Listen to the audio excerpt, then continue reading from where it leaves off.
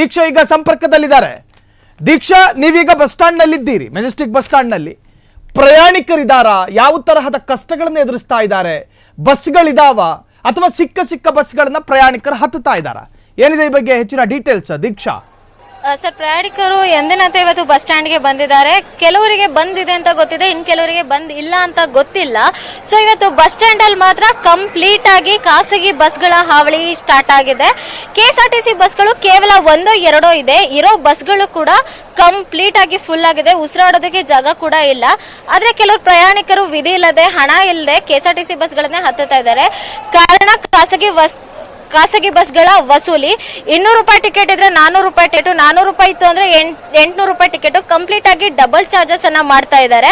ಆದ್ರೆ ಅದಕ್ಕೆ ಯಾವುದೇ ಟಿಕೆಟ್ ಅನ್ನ ಸಹ ಕೊಡ್ತಾ ಇಲ್ಲ. ಇದರಿಂದ ಪ್ರಯಾಣಿಕರು ನೊಂದು 1-2 ಕೆಎಸ್ಆರ್ಟಿಸಿ ಬಸ್ ಬಿಡ್ತೀರಾ, ಅದ್ರಲ್ಲೇ ನಾವು ಉಸಿರಾಡಕ್ ಜಾಗ ಇಲ್ಲ ಅಂದ್ರೂ ಕೂಡ ಹೋಗ್ತೀವಿ ಅಂತ ರೆಡಿ ಆಗಿದ್ದಾರೆ. ಈಗ ದೀಕ್ಷಾ, ಸಾಮಾನ್ಯವಾಗಿ ಕೆಎಸ್ಆರ್ಟಿಸಿ ಬಸ್ ಸ್ಟ್ಯಾಂಡ್ಗಳಲ್ಲಿ ತುಂಬಿ ತುಳುಕ್ತಾ ಇರ್ತವೆ ಅನೇಕ ಡಿಪೋಗಳ ಬಸ್ಗಳು. ಎಂದಿನಂತೆ ಬಸ್ಗಳಿದಾವ ಅಥವಾ ಅನೇಕ ಬಸ್ಗಳಲ್ಲಿ ಚಾಲಕರು ನಿರ್ವಾಹಕರು ಇಲ್ವಾ? ಅಥವಾ ಬಸ್ ಡ್ರೈವರ್ಗಳು ಇದ್ರೂ ಕೂಡ ಪ್ರಯಾಣಿಕರನ್ನ ಹತ್ತಿಸ್ತಾ ಇಲ್ವಾ?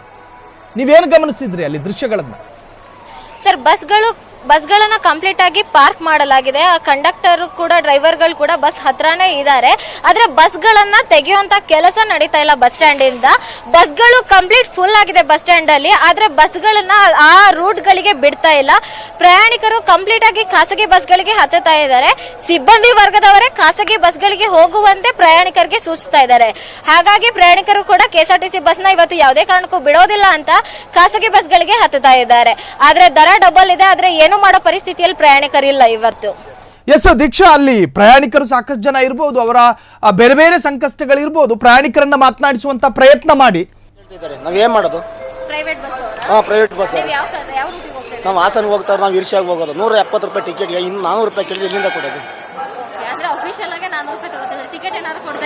ಟಿಕೆಟ್ ಸುಮ್ಮನೆ ಹೋಯ್ತಾರ, ದುಡ್ಡು ಇಸ್ಕೊಂಡು ಟಿಕೆಟ್ ಎಲ್ಲ ಹರಿತಾರೆ ಅವರು. ಏನಿಲ್ಲ, ಅವ್ರು ಹೇಳಿದ್ರು ಇವಾಗ ಬಂದು ಇರೋ ಇಲ್ಲ ಹೋಗೋದು. ಏನ್ ಮಾಡೋದು? ಈಗ ಎಲ್ಲಿ ಹೋಗೋದು? ನಾನು 2 ಅವರ್ ಆಯ್ತು. ಇಲ್ಲ, ಪ್ರೈವೇಟ್ ಬ್ಯಾಗ್ ತಂದ್ಕೊಳಿಕೆ ಮಾಮೂಲಿ ಇರಬೇಕು. ಇಲ್ಲ ತಾನೆ, ಇವ್ ಯಾಕೆ ತರ್ಬೇಕಾಯ್ತು? ಇವ್ ಬಿಡ್ಕೊಳ್ಳೋದು, ಇವ್ರು ಹೋಗೋದ? ಏನಿಲ್ಲ ಸರ್ ಮೇಡಮ್, ನಾವು ಬಂದಿದ್ದು ಅಲ್ಲಿಂದ ಹೊಸೂರಿಂದ ಬಂದಿರೋ. ನಾವು ಇಲ್ಲಿಂದ ಇಷ್ಟು ದೂರ ಆಗೋದು, ಅಲ್ಲಿಂದ ಬಂದು ಮತ್ತೆ ವಾಪಸ್ ಹೋಗಕ್ಕಾಗುತ್ತಾ? ನಾವೇನೋ ಕಷ್ಟಕ್ಕಿಂತ ಹೋಗ್ತಾ ಕೆಲಸಕ್ಕೆ ಅಂತ. ಇಲ್ಲ ಏನ್ ಮಾಡೋದು ಹೇಳಿ? ಇಲ್ಲ, ನಮ್ಗೆ ಇಲ್ಲೇ ಬಂದ ಮೇಲೆ ಗೊತ್ತಾಗಿದೆ. BMTC ಎಲ್ಲ ಬಿಟ್ಟಿದ್ದಾರೆ, ಅವನು ಬಂದ್ ಮಾಡ್ಬೇಕು ತಾನೆ. ಇಲ್ಲ ಅಂದ್ರೆ ಇವಾಗ ಅವ್ರಿಗೆ ಬಸ್ ಡ್ರೈವರ್ಸ್ಗಳಿಗೆ ಮತ್ತೆ ಕಂಡಕ್ಟರ್ಸ್ಗಳಿಗೆ ಅವ್ರಿಗೆ ಸಂಬಳ ಕಡಿಮೆ ಇದೆ, ಅದನ್ನ ಜಾಸ್ತಿ ಮಾಡ್ಬೇಕು. ಅದಕ್ಕೋಸ್ಕರ ಇವನ್ ಬಂಧನ ಮಾಡ್ತಾರೆ. ಇವ್ರು ಮಾಡ್ಕೊಳ್ಳಿ ಮೇಡಮ್, ಅದು ಬೇಡ ಅನ್ನಕ್ಕಲ್ಲ. ಪ್ರಯಾಣಿಕರು ಯಾಕೆ ತೊಂದರೆ ಕೊಡ್ಬೇಕು?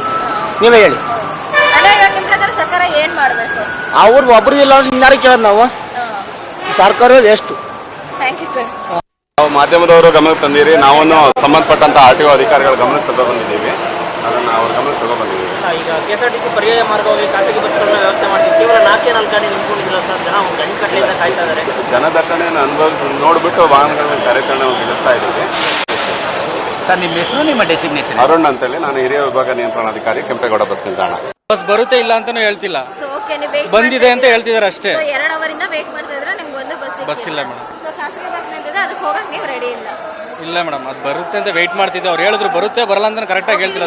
ಕ್ಲಾರಿಟಿ ಕೊಡ್ತಾ ಇಲ್ಲ, ಕ್ಲಾರಿಟಿ ಬರುತ್ತೆ ಬರಲ್ಲ ಏನೋ ಕ್ಲಾರಿಟಿ ಇಲ್ಲ, ಒಣ್ಣಲ್ಲಿ ವೇಟ್ ಮಾಡ್ತಾ ಇದ್ದಾರೆ. Okay sir, thank you. ನೋಡ್ತಾ ಇದ್ದೀರಾ ವೀಕ್ಷಕರೇ, ಸುಮ್ಮನೆ ವೇಟ್ ಮಾಡ್ತಾ ಇದ್ದಾರೆ. ಒಂದು ಕ್ಲಾರಿಟಿ ಇಲ್ಲ, ಬಸ್ ಬರುತ್ತೆ ಬರಲ್ಲ ಏನು ಹೇಳ್ತಾ ಇಲ್ಲ. ಖಾಸಗಿ ಬಸ್ ನಿಲ್ಸಿದ್ದಾರೆ, ಅವ್ರದೊಂಥರ ಉಡಾಫೆ ಮನೋಭಾವ ಆಗಿದೆ. ಬೇಕಿದ್ರೆ ಖಾಸಗಿ ಬಸ್ ಇದೆ ಹೋಗಿ, ಇಲ್ಲ ಅಂತಂದ್ರೆ ವೇಟ್ ಮಾಡಿ, ಅದ್ ನಿಮ್ಮ ಹಣೆ ಬರ ಅನ್ನೋ ರೀತಿಯಲ್ಲಿ ಇದೆ ಇವತ್ತು ಕೆಂಪೇಗೌಡ ಬಸ್ ನಿಲ್ದಾಣದ ಪರಿಸ್ಥಿತಿ. ಅನೇಕ ಪ್ರಯಾಣಿಕರು ಬಸ್ ಸ್ಟ್ಯಾಂಡಿಗೆ ಬಂದಿರ್ತಾರೆ, ಅವರವರ ಸಂಬಂಧಿಕರು ಮನೆಗೆ ಹೋಗೋದಕ್ಕೆ. ನಾನಾ ತರಹದ ಉದ್ದೇಶದಿಂದ ಪ್ರಯಾಣಿಕರು ಬಂದಿರ್ತಾರೆ. ಅವರ ಗತಿ ಏನು? ಪರ್ಯಾಯ ಮಾರ್ಗ ಹುಡುಕಬೇಕಾಗಿತ್ತು ಸರ್ಕಾರ ಮತ್ತು ಸಾರಿಗೆ ಇಲಾಖೆ. ಜನರನ್ನ ಹಿಂಸೆಗೆ ದೂಡುವಂತಹ ಪ್ರಯತ್ನ ಜನವಿರೋಧಿ ಕೃತ್ಯ ಅಲ್ವಾ ಇದು?